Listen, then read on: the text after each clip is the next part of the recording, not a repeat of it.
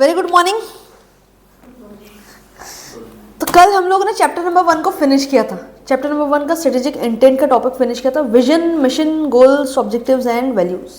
ठीक है, I hope आपने रिवीजन किया होगा, नहीं भी किया होगा तो हम अभी पूरा की पूरा रिवीजन करेंगे। तो मुझे पता है कि आपने नहीं किया होगा। किया? अरे नाइस। चलो, तो आपने स्मार्ट नोट्स पे आ जाओ। Chapter number 1 vision, smart notes पे आ जाओ। विजन के बारे में हमने क्या पढ़ा था? Blueprint of the organisation's future position. ठीक है, it answers the question of where do we want to go. ठीक है, और it is top management's aspirations about product, customer, market and technology of the company. ठीक है, ये तीन चीज तो एकदम प्राइमरी है। मतलब विजन किसी ने बोला तो ये तीन चीज तो आपको एकदम याद आ जानी चाहिए। कौन सा?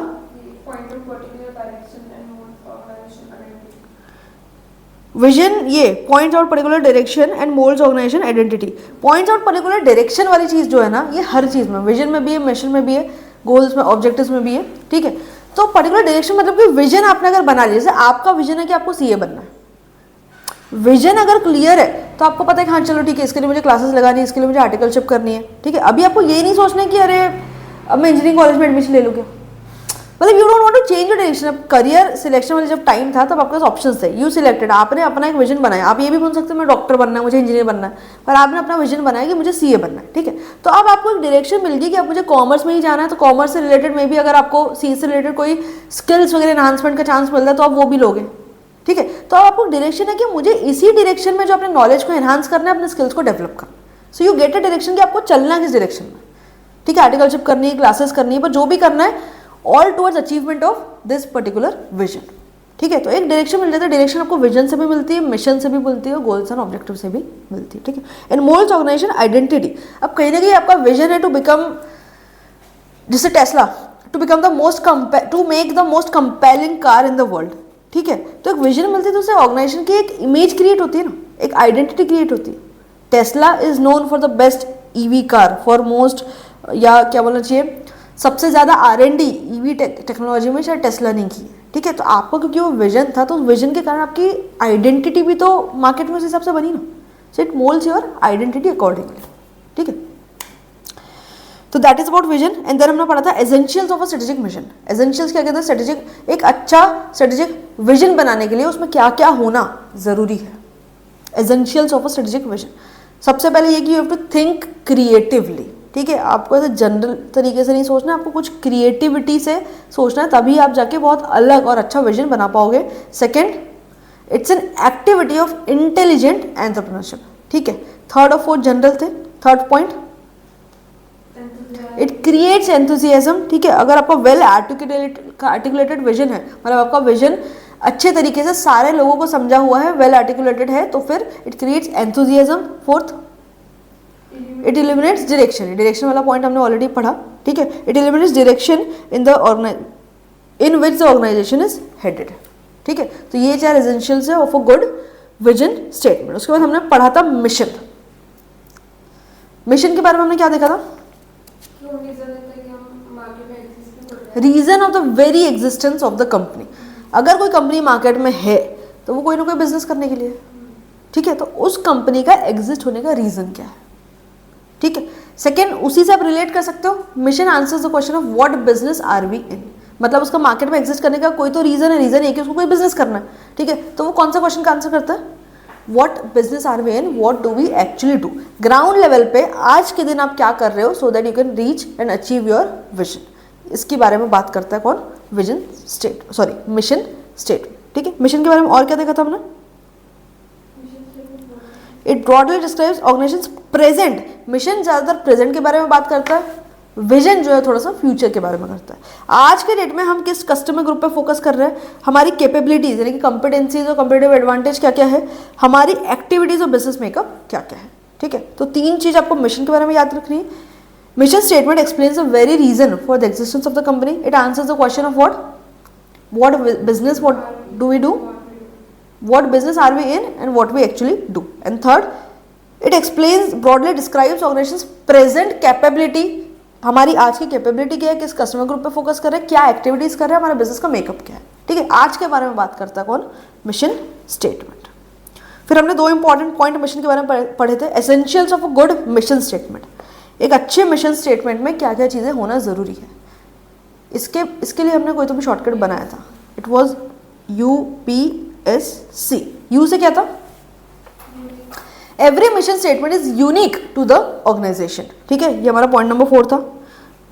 पी से हमने क्या पढ़ा था, a mission statement should be precise, P से आपको बाकी सब याद आना चाहिए, precise, clear, feasible, distinctive and motivating, ठीक है, इसमें से एक आध नहीं याद आया तो चलेगा, मोस्टली 3-4 तो भी याद रहना चाहिए।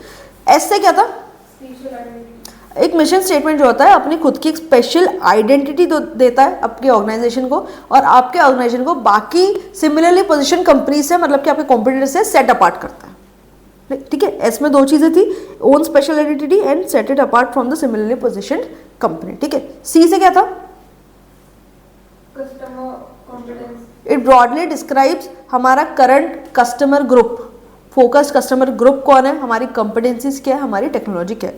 इसी से रिलेटेड सिमिलर पॉइंट हमने यहाँ पे मिशन में भी पढ़ा था लास्ट वाले इसमें, यही broadly describes organisations present capability, customer focus, activities, business makeup, ठीक है, वो उसी से रिलेटेड पॉइंट है यहाँ पे सी में दिया हुआ है।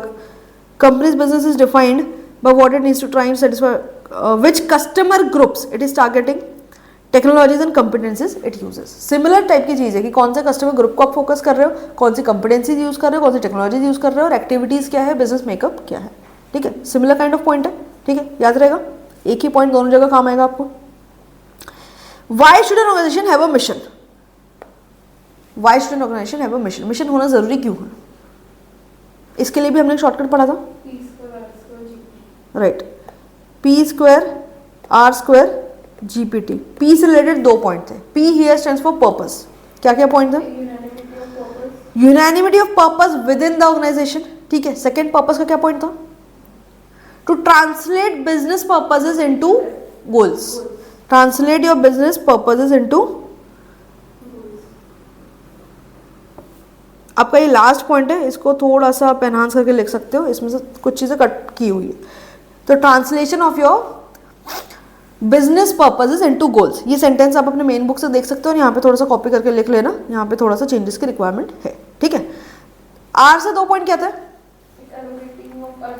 Are stands for what, R stands for resource, ठीक है, रिसोर्स से रिलेटेड 2 पॉइंट्स थे, फर्स्ट क्या था, basis for allocation of organisation resources, ठीक है, and motivating the use of organisation resources, तो रिसोर्सेज से रिलेटेड 2 पॉइंट्स थे। GPT, G stands for, G stands for general tone, it establishes a general tone or an organizational climate, ठीक है। Third, sorry, P, GPT का P क्या था, P stands for point, मतलब कि focal point, it stands as a focal point for whoever wants to identify with the business purpose and direction, ठीक है। T का मतलब क्या था, T का मतलब क्या था, यहाँ पे लिखा हुआ नहीं है वो पॉइंट,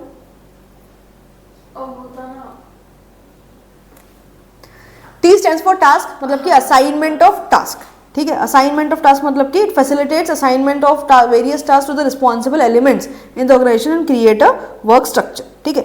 इसमें से 7 में से कोई 6 पॉइंट भी अगर आपको याद आ रहे हैं तो दैट इज गुड इनफ, इसलिए यहाँ पे 6 पॉइंट लिखे, मतलब जितने मैंडेटरी पॉइंट्स हैं उतने यहाँ पे लिखे हुए, सारे याद आ रहे हैं तो वेल एंड गुड, नहीं भी याद आ रहे तो आपको इतने याद आने चाहिए, ठीक है। Next, goals and objectives, goals and objectives के बारे में क्या पढ़ा था हमने, हमारा जो विजन और मिशन है उसी को हम लोग ट्रांसलेट करते हैं into what, goals and objectives, goals and objectives, ठीक है। गोल्स एंड ऑब्जेक्टिव्स जो है one and the same thing, कुछ ऑथर्स ने डिफरेंशिएट करने की कोशिश की है, बट आईसीए ने बोला है कि दोनों एक ही चीज़ है, ठीक है। गोल्स एंड ऑब्जेक्टिव्स के बारे में हमने ये भी पढ़ा था कि बहुत ज़्यादा रिजल्ट ओरिएंटेड होते हैं, ठीक है, yardstick of our performance measurement, ठीक है। आपने गोल्स बना लिया, आपने मिशन बना लिया, पर आप मेजर कैसे करोगे कि आप अपने मिशन को कितना अचीव कर पा रहे हो, अपने विजन के कितने पास पहुंच पा रहे हो, ठीक है। तो it is a yardstick for measurement of your performance, ठीक है, और ये आपका रिजल्ट टू बी अचीव, जो आपको रिजल्ट अचीव करना है उसको रिप्रेजेंट कर रहा है। थोड़ा सा न्यूमरिक होता है, टारगेट बेस्ड होता है, कंक्रीट होता है, स्पेसिफिक होता है, हमने कैरेक्टरिस्टिक्स में पढ़ा था। Goals and objective should be concrete and specific, goals and objective should be challenging. नीचे आ जाओ एक बार, पहले इसको पढ़ लेते हैं।